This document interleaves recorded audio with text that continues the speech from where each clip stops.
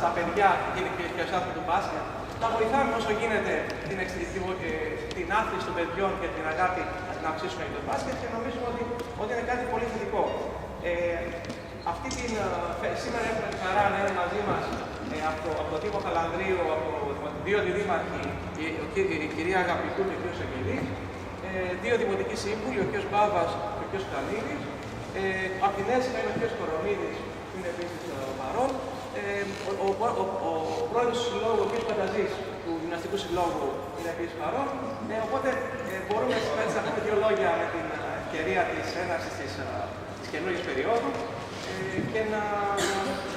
και να δώσουμε τη βίδα μας που είναι έτοιμο γενικά, μας φέρνει πιο κοντά, φέρνει τους γονείς πιο κοντά στο σύλλογο, γιατί ίσως είναι σημαντικό να το δείτε και εμείς έτσι ήρθαμε κοντά στο σύλλογο. Δηλαδή, τα παιδάκια που είναι εδώ, έρχοντας κοντά τους γονείς τους, είναι ένα ωραίο σύλλογο, μια ωραία επαφή αυτή και με το άθλημα και με τους γονείς και γίνεται μια ωραία. Δεν είναι το όλο σκηνικό και σιγά σιγά πάμε να πάμε καλύτερα. Πάση περιπτώσει, να μην σας κουράσω με την πολυλογία, απλώς σας πω μόνο ότι στο Σύλλογο, το Διευθυντικό Συμβούλιο του Τμήματος Μπάσκετ είναι 5 άνθρωποι που γονείς και περισσότεροι, κάποιοι έχουν τα παιδιά τους τώρα, κάποιοι τα είχαν πάλι. Είναι δηλαδή. Παλιά, ξέρεις το λόγο να τους αναφέρεις από τους ανθρώπους, γιατί. Ναι.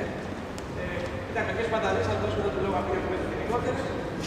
Να πω ότι ο κ. Βορραίδης είναι ο πιο παλιός από εδώ που υπάρχει. Ο γιος του συμμετέχει στην αντική ομάδα και είναι ένα πολύ καλό και αθλητής.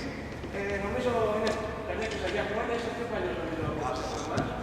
Εγώ είμαι από 13, ο γιος μου δηλαδή, αυτά είναι οι ηλικίες των παιδιών, νομίζω να καταλάβετε. Ο γιος μου είναι από 13 χρόνια, οπότε είναι εδώ πέρα.